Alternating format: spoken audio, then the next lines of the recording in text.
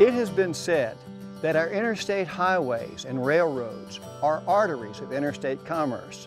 If that is true, then the great trails like the Appalachian Trail on which I'm standing and our greenways connect us to our heritage and our land while renewing our spirit. There is another trail that is not as famous as the Appalachian Trail, but may be our highway to the future. It is the Mountains to the Sea Trail, a 1,000-mile pathway that stretches from the Tennessee border to Jockey's Ridge on the Outer Banks. Trails are nothing new in North Carolina. Many have been in use for thousands of years and date back to the first Americans. When European settlers arrived, American Indians had established trading routes from the mountains to the coast and from north to south. The Appalachian Trail is readily identified by a white rectangular blaze. It zigzags almost 300 miles through the North Carolina mountains from the Georgia line, along the Tennessee border, and into Virginia. It is the highest, most rugged, and most beautiful section of the 2,000-mile Appalachian Trail that meanders from Georgia to Maine. Here in North Carolina, there is a new blaze, which you may have seen near your home. The Mountains to the Sea Trail can be identified by a simple white dot. For young and old, this white dot can take you to adventure and discovery along its 1,000-mile route.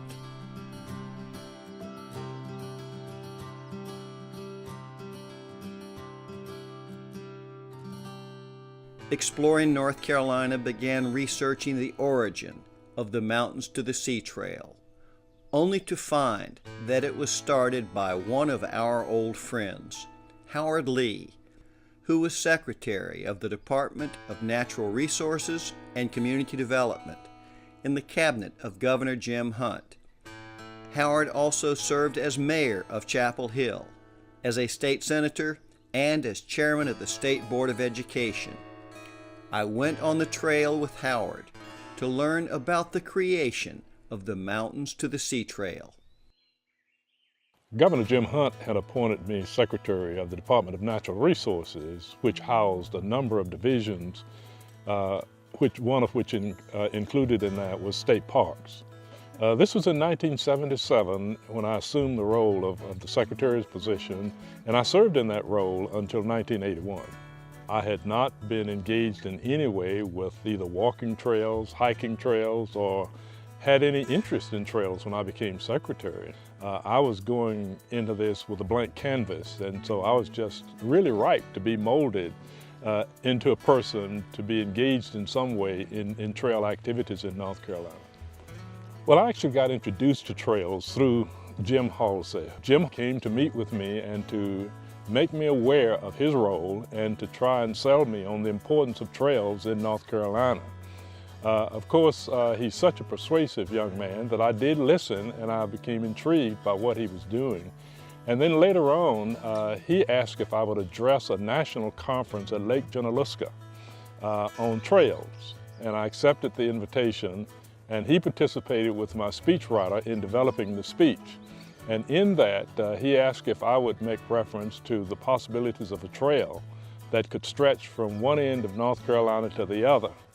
And we put that in, and I made that speech, I made that proposal, and as a part of the speech, I talked about how this would be a wonderful trail that would stretch from the mountains of North Carolina to the seacoast of North Carolina, and that's how it got its name, the Mountain to the Sea Trail. Once it had gotten out there, I had to sell it to Governor Hunt at that time, and got his full support.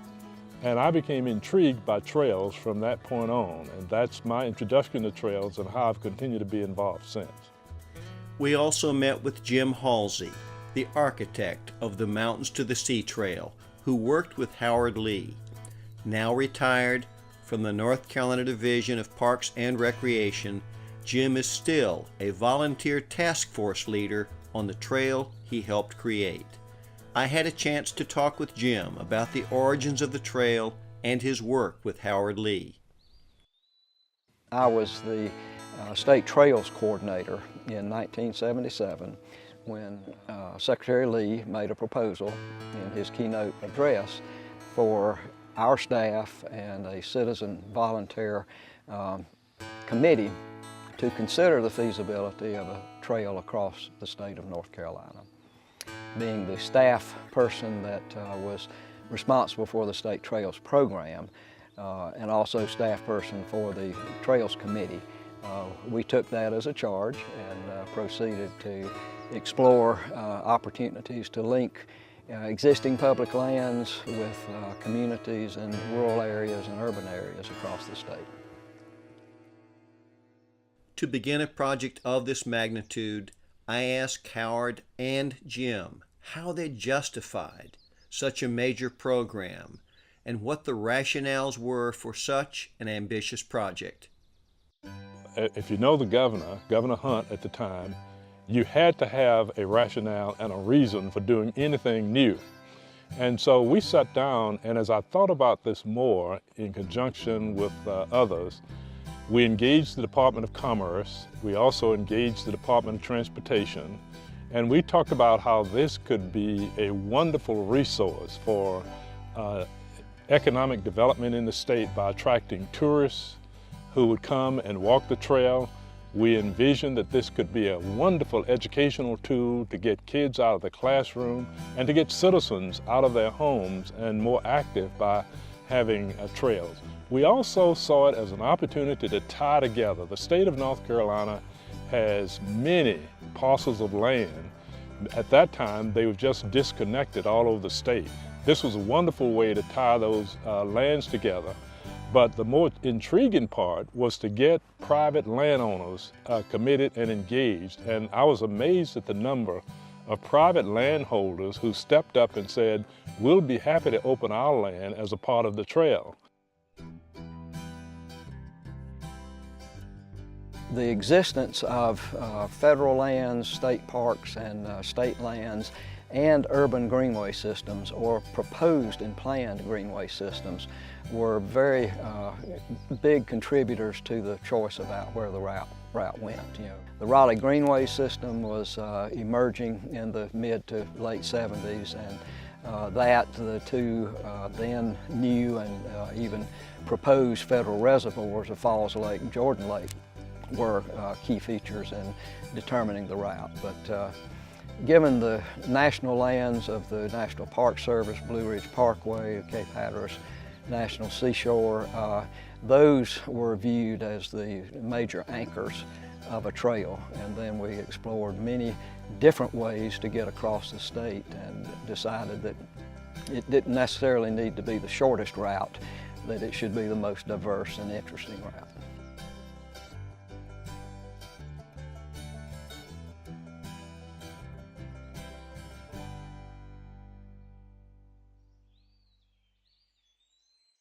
Was the Appalachian Trail the model for the Mountains to the Sea Trail?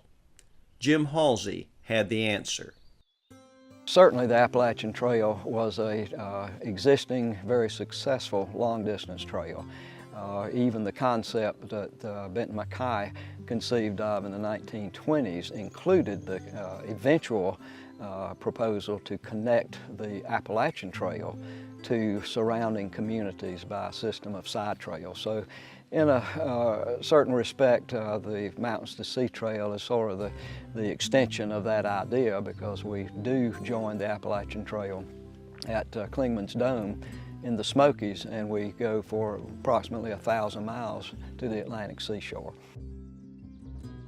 When we looked at all of the possibilities and options that we had for gaining much more out of this whole trail, rather than just having a place for people to go walk, it was enormous, and certainly I think made a strong case on how the Mountains to the Sea Trail in and of itself could be a complement to the Appalachian Trail and other trails in the state and make greater use of lands in North Carolina in a much more unified and coordinated way than we could have ever imagined otherwise. And that was the justification that we used to sell it to the legislature and of course to keep it moving forward. Even with the support of Secretary Lee, Governor Hunt, and the legislature, there was still some question as to whether the Mountains to the Sea Trail would survive.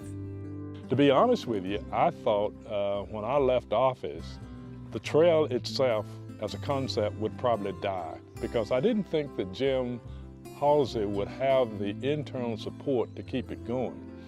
What happened is many volunteers stepped up to the plate and both engaged in offering their services to help continue to develop the trail, to negotiate the acquisition of land, and to be able to complete the trail. These are people who care about trails and are willing to give their time, hundreds of hours, to not only help develop the trail, but to also maintain the trail. And if we had to pay for what the services we're getting out of these volunteers, the Mountains to the Sea Trail could not exist. When you think about it, it is a bit presumptuous to think that North Carolina deserves its own 1,000-mile trail. I wondered aloud to my friends whether North Carolina is in fact deserving of such a trail. North Carolina, I think, is a very diverse state, and it deserves its own 1,000-mile trail from the mountains to the sea because of the unique diversity of the natural resources and cultural resources, communities, and urban areas along the way. North Carolina has long been a leader in the parks and recreation movement in the United States, and a trail spanning the state is a logical extension of this growth of providing park and recreation opportunities.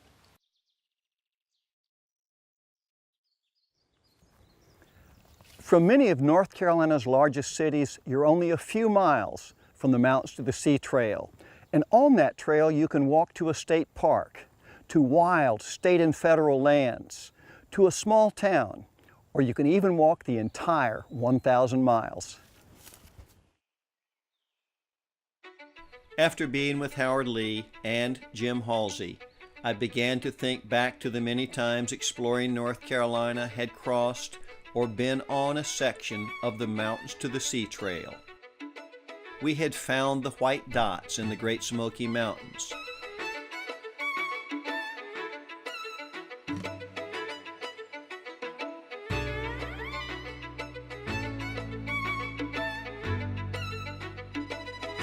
And been on the trail near Asheville and Mount Mitchell.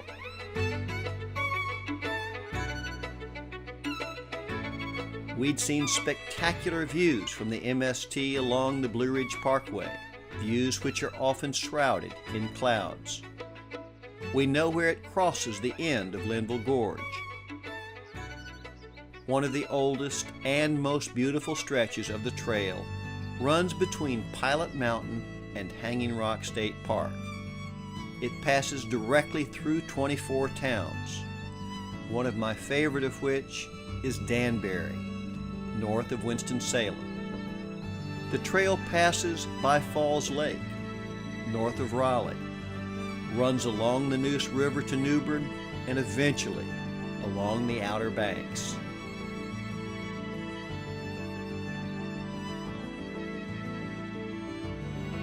I wish I could tell you that I have hiked the entire 1,000 miles of the Mountains to the Sea Trail, but sadly, I haven't. But I have goals, and one of my goals is to hike the entire MST in the years to come. In all of our travels across North Carolina, we have marveled at how well trails across the state are maintained, but it is not often clear who maintains those trails.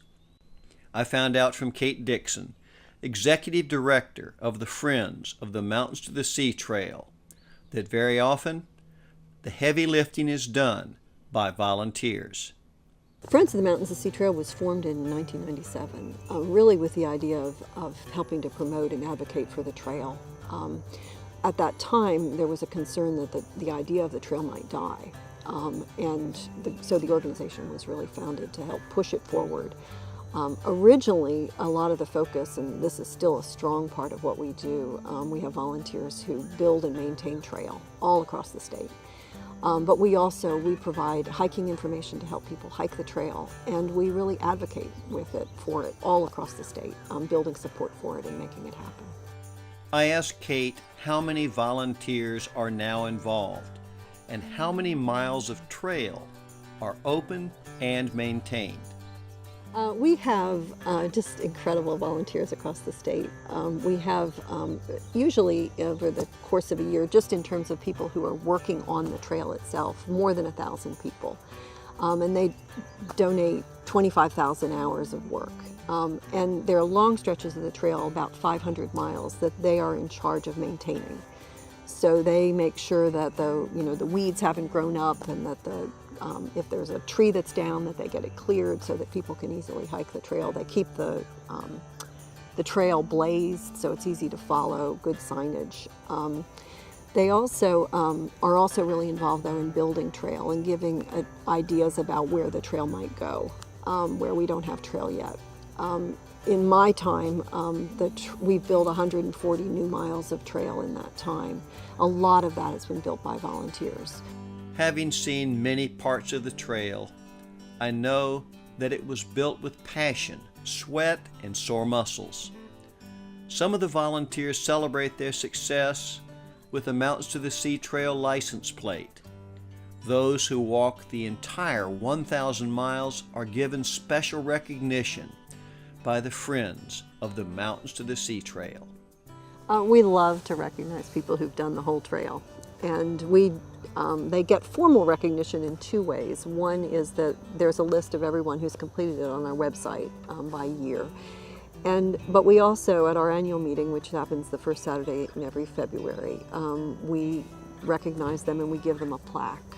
Although it is important to know about the volunteers who maintain the trail and the overland route it covers, perhaps the most important thing that we should remember about the Mountains to the Sea Trail is that it connects each of us to the land in special ways.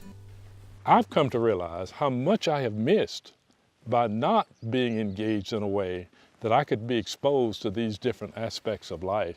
And so when you look at the connectivity aspect of it, it not only ties together lands that are owned by different entities, it does tie together the species that move from one place to the other, but it also ties together history.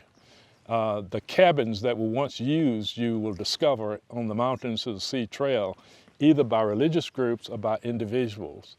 I see connectivity going all over the place. Jim Halsey, the trails planner, has walked the entire 1,000 miles. I asked Jim how the Mountains to the Sea Trail connected him to North Carolina and his heritage. Certainly, I think we all appreciate the modern convenience of modern automobile travel and the interstate system.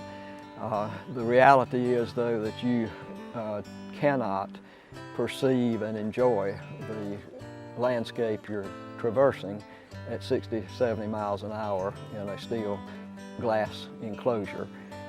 The advantage of walking, hiking, canoeing, biking areas of North Carolina is that you cover it much more slowly, much more intimately, and you notice things that you simply would not notice.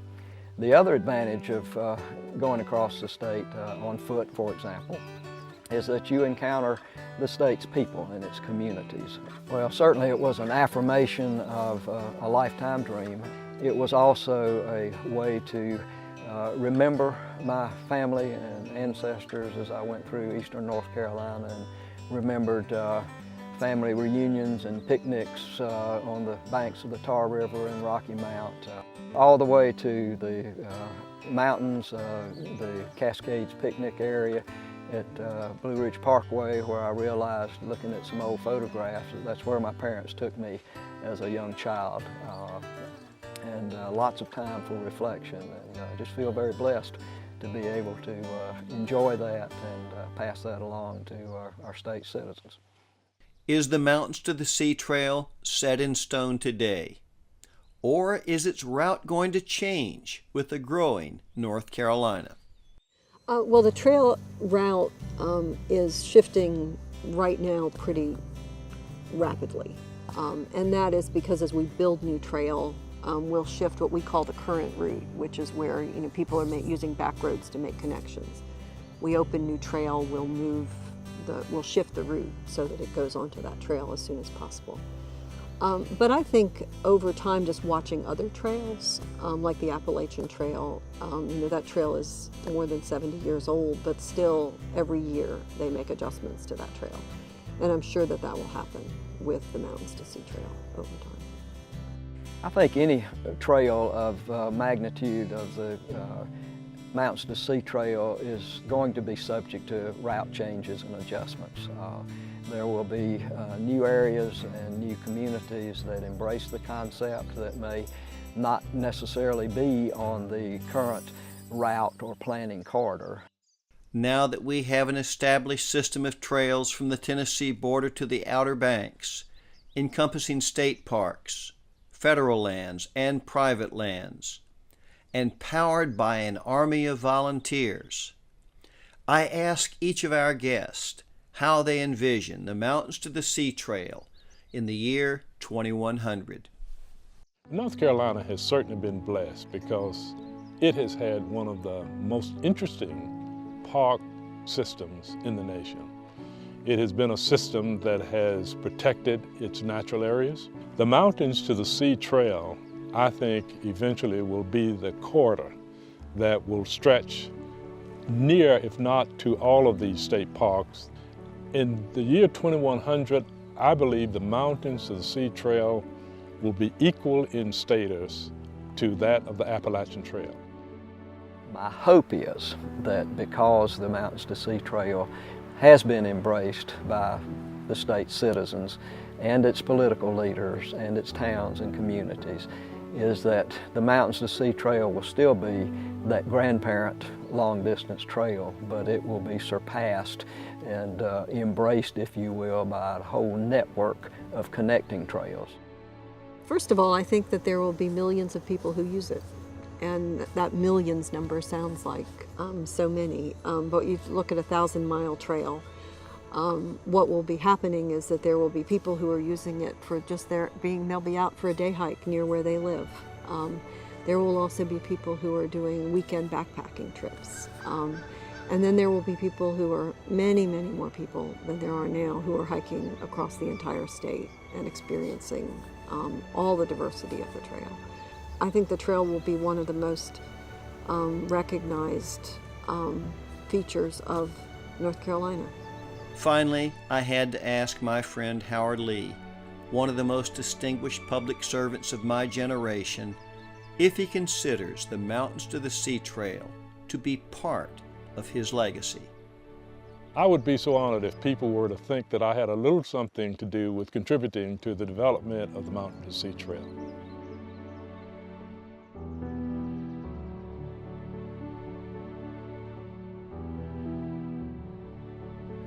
Now that we know that our future is not only dependent on interstate commerce, but on wild pathways for the mind, body, and spirit, get on the Mountains to the Sea Trail or a greenway near your home while exploring North Carolina.